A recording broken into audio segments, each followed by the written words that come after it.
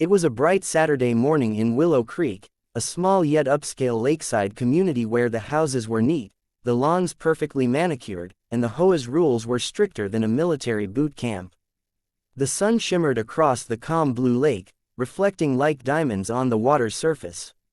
Kennedy, a quiet, middle-aged man with a fondness for fishing, sat comfortably on his modest pontoon boat anchored near the dock. He wasn't a flashy guy, wore simple flannel shirts, a baseball cap, and preferred the company of the lake's serenity over the noise of neighborhood politics.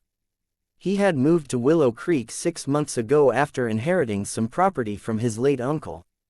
To the casual observer, he was just another resident enjoying the lake. But unknown to almost everyone, Kennedy had inherited more than just a small cottage. He had also inherited the deed to the entire lake itself. Not just the water, but the rights to its usage, the docks, and even the shoreline.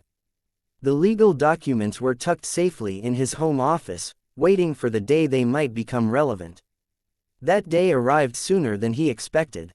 As Kennedy leaned back on his boat, sipping coffee and listening to the gentle lap of the water, an unmistakable voice pierced the calm, sharp, nasal, and dripping with authority. It was Karen Simmons, the self-appointed queen of the Willow Creek WA.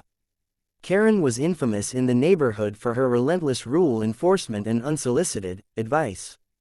She was in her mid-50s, with perfectly coiffed blonde hair that never moved no matter the weather, oversized sunglasses, and a clipboard permanently attached to her arm like it was a part of her anatomy.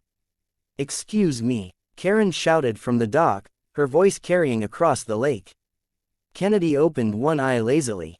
"Yes, your boat," she barked, gesturing dramatically with her pen. "It's in violation of WA guidelines. You can't keep it parked there for more than 48 hours. You need to move it immediately."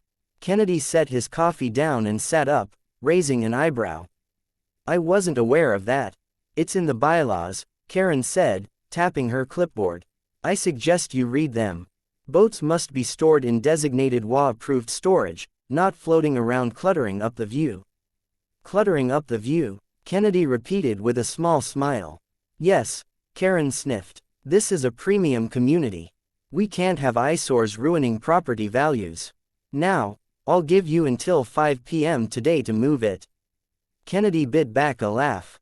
He could have simply told her then and there that the WA had no authority over the lake or its docks, but something about Karen's smugness made him want to play along, for now.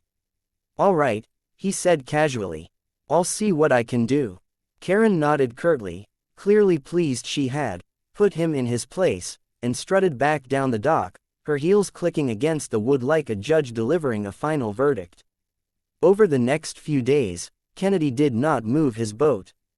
In fact, he spent more time on it, fishing, reading, and even hosting a small barbecue for a few friends. Karen, fuming, returned twice more, each time becoming more aggressive. "You're ignoring a direct WA order," she accused on her second visit. "You're racking up fines, you know."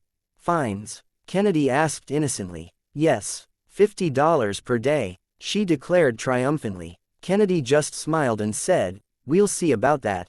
By the third confrontation, Karen had company, 3 other WA board members and 2 men wearing matching polo shirts embroidered with the words, Willow Creek Fishing Club. The club had exclusive rights, through the WA, to host fishing tournaments on the lake, and their members paid hefty fees for the privilege. "This has gone far enough," Karen announced, as if addressing a court. "Not only is your boat a violation, but your constant presence is disrupting our fishing schedules." One of the polo shirt men stepped forward. "Sir, we have a tournament coming up, and you're anchored right where we set our markers. We need you to move, immediately." Kennedy finally stood, setting his fishing rod aside. His calm demeanor hadn't changed, but his voice carried a quiet authority now. "I see. Well, I have an announcement to make, and I suggest you all listen carefully." Karen rolled her eyes. "Oh, here we go." Kennedy reached into his backpack and pulled out a leather-bound folder. Inside were several official-looking documents with stamps and signatures. "This," he said, holding up the top sheet, is the deed to Lake Willow. It's been in my family for 3 generations. My uncle, Robert Kennedy, not the politician, before you ask, passed it down to me. This lake is private property. My private property. Silence. Karen's mouth opened, but no words came out. The fishing club members exchanged confused glances. What are you talking about? Karen finally stammered. The lake belongs to the WA. No, Kennedy interrupted firmly. The WA has no jurisdiction over this water, the docks, or the shoreline. Your bylaws apply to the homes and common areas you manage, not my lake. That means your fines are invalid, your fishing tournaments require my permission, and your so-called storage rules mean nothing here. Karen's face flushed crimson. That's ridiculous. We've been running this lake for years. Without the legal right to do so, Kennedy said, his tone now sharp. In fact, your fishing club has been trespassing and profiting off my property. That ends today. He flipped to another document and handed it to the fishing club president. This is a notice revoking your access to Lake Willow effective immediately. Pack up your equipment, cancel your tournament, and inform your members that the club no longer has rights to fish here. The man read the paper, his face paling. You can't do this. I can, Kennedy replied, and I just did. Karen sputtered like a kettle about to boil over. You're making a huge mistake. The community will turn against you. Kennedy stepped closer, his voice low but resolute. Karen, you made the mistake when you decided to come after me without knowing who you were dealing with. I've been patient, I've been polite, but you've been arrogant, overstepping your authority, and trying to bully me. Now, the rules have changed.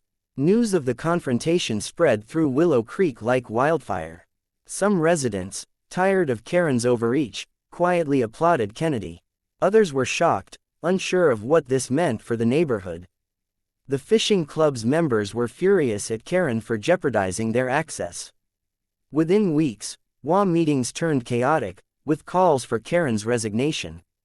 Meanwhile, Kennedy enjoyed the newfound peace on his lake. No more tournaments, no more WA busybodies marching down the dock. He invited neighbors over for casual fishing trips, teaching kids how to bait hooks and letting families enjoy the water for free. Word even got around to nearby towns, and people admired Kennedy for standing up to the WA's overreach. As for Karen, she avoided the dock entirely, her once commanding voice noticeably absent from the lakeshore. Her clipboard, once a symbol of her authority, gathered dust somewhere in her home. Kennedy never gloated openly, but every morning when he sipped his coffee on the boat, watching the sun rise over his lake, he couldn't help but smile. Sometimes, the best revenge is simply living well, especially when you own the view. And if you enjoyed this story of justice served cold, make sure to hit that like button, subscribe to the channel, and ring the bell so you never miss another tale of everyday heroes standing up for what's right. Your support helps bring more real and inspiring stories to life, so join the community, and let's keep making waves together.